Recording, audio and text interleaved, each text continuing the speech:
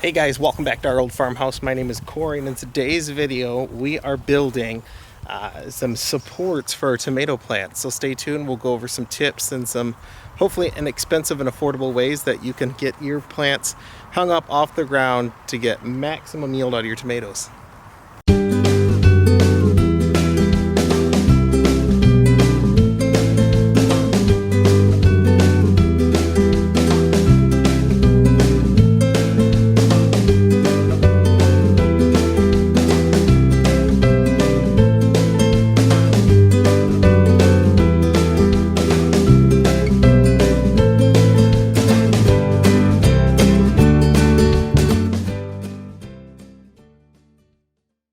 Alright guys, finishing up chores out here.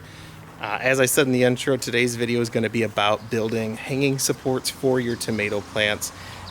We fortunately enough had a couple of these extra supports left. They're 8 feet long total length, and I have 2 of them. I'm going to cut them in half and see if I can't attach some livestock fencing to keep our tomato plants up off the ground.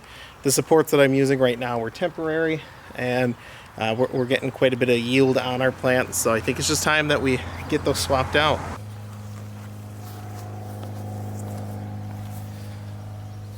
Alright guys, time to go get the fencing. I'll be right back.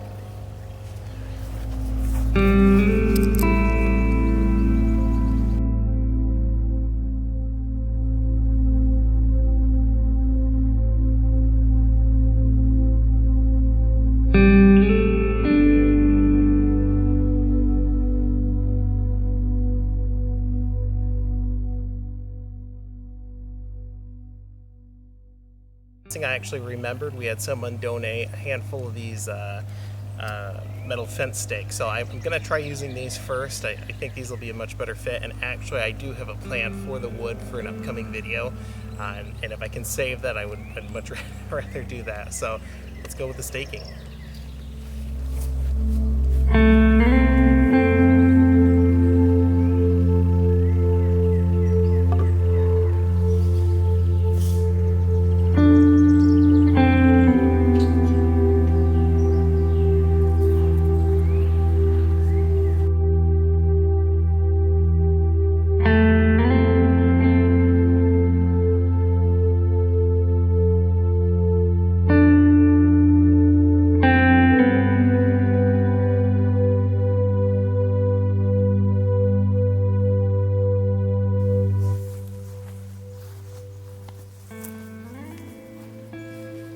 Sorry about that. It is so hot out today. My camera seized up and wasn't working until it cooled off, so now we're back to the project.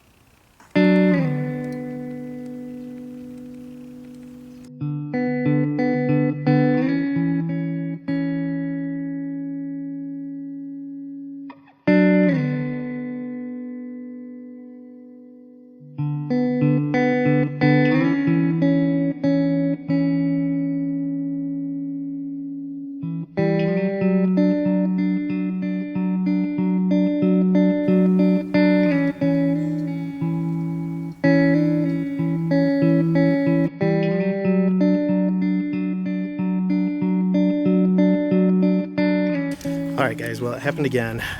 It's like 110 115 degrees outside today, so I'm going to take a break for a few hours until this evening. The fencing is up though, and then when we come back I'll show you guys how I'm connecting the tomato plants onto the fencing, so stay tuned.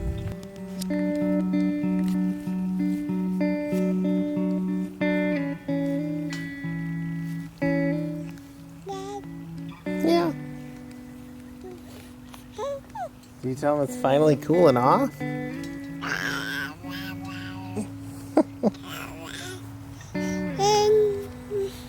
Say hi, everyone.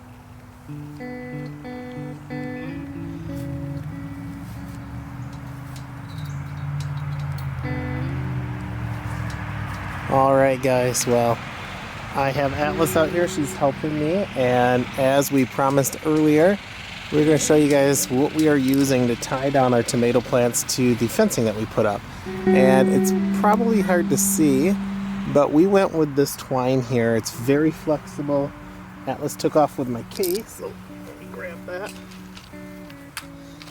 But this is actually the product. It is for mostly for like picture frames, things like that, but it is very malleable, very flexible.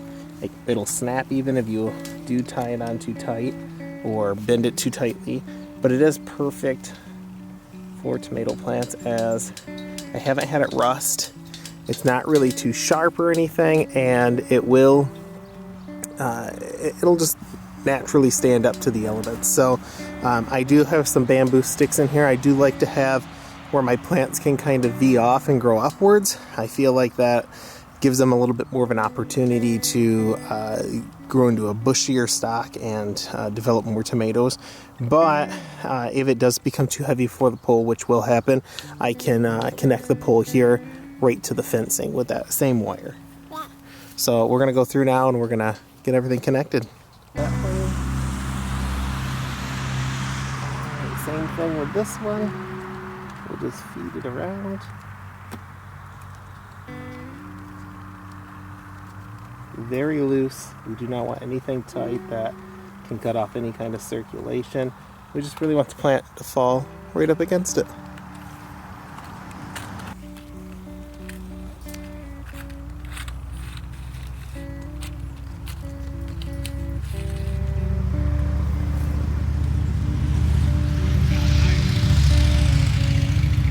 Now, in my experience using some alternative methods such as the fabric rope or hemp rope or anything like that, I've run into issues where I've had a large amount of moisture around the rope develop, and it has caused mold on the plants before, and that is something that, you know, we do want to avoid, really, if at all possible.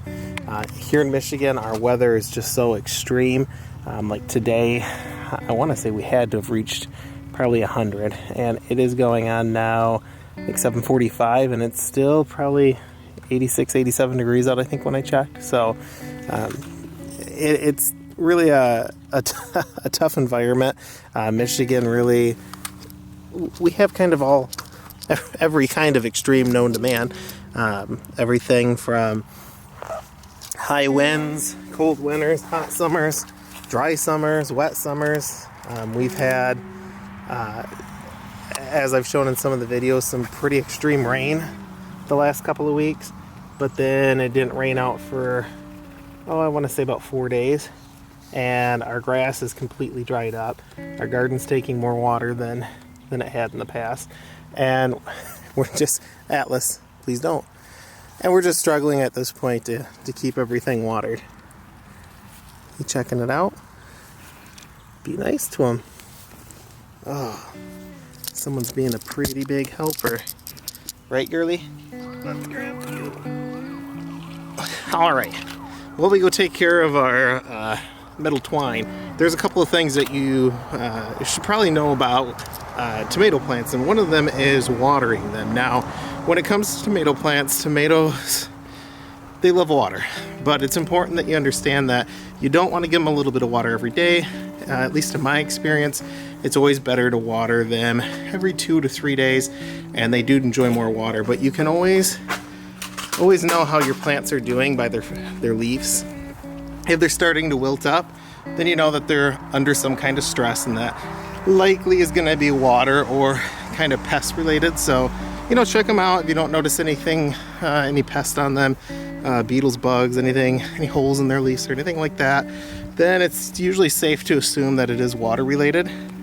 So just to save some time tonight, because we do have a lot of chores left, we are going to put the sprinkler on them. I'm not a huge fan of sprinklers, especially on certain plants like tomatoes, because I do like to monitor how much water they're getting. So we are going to take a little bit of a shortcut tonight. We're going to throw that on there, and then we're going to get over. We got to clean out the brooder for our chicks, and then we also got to take care of some yard waste. And then other than that, we just got some other stuff to pick up here in the yard. So we're going to skip through that, and we'll check in with you guys when we're done. Say we'll check in. Say we'll check in. All right, well, I don't know about you guys, but these splitters for hoses, I'm not sure if it's got anything to do with the pandemic or what it is, but these have been impossible to find anywhere around us. I've gone to every big box store, I've gone to Home Depot, I've gone to Lowe's, everyone seems to just be out of these. So if you're in the area, I'd love to know in the comments, are you guys out of these too in your area, or is it just me?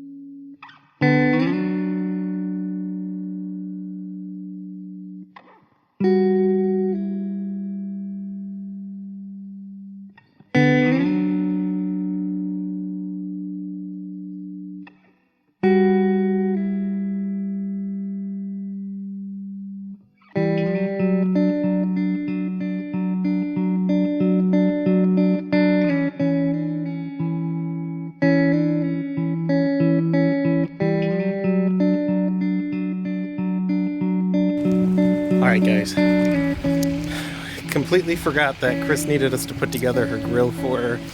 She had some chicken that she wanted to make, so the area that we just put it together on is going to be our outdoor kitchen, but that's something that we're saving for next summer. So we went ahead and we just purchased a cheap like $15 charcoal grill at Walmart, and I have to say, usually grills are about the hardest thing on the planet to put together, and surprisingly this one wasn't it. Simple screwdriver, we used a drill, and it took, I want to say maybe 15 minutes. So we were back out here. Chickens are doing fine. They're still outside the coop, which is good. Yesterday, they ended up all going back in the coop on their own. They've been doing really good on that, except for one. There's one that for some reason decides that she doesn't want to go in at night. So every night I have to come out and catch her at 10 o'clock after the door shuts and take her in. And usually at that point she's pretty docile. She just kind of lays down in the grass. But as you can see, they're all doing really well still.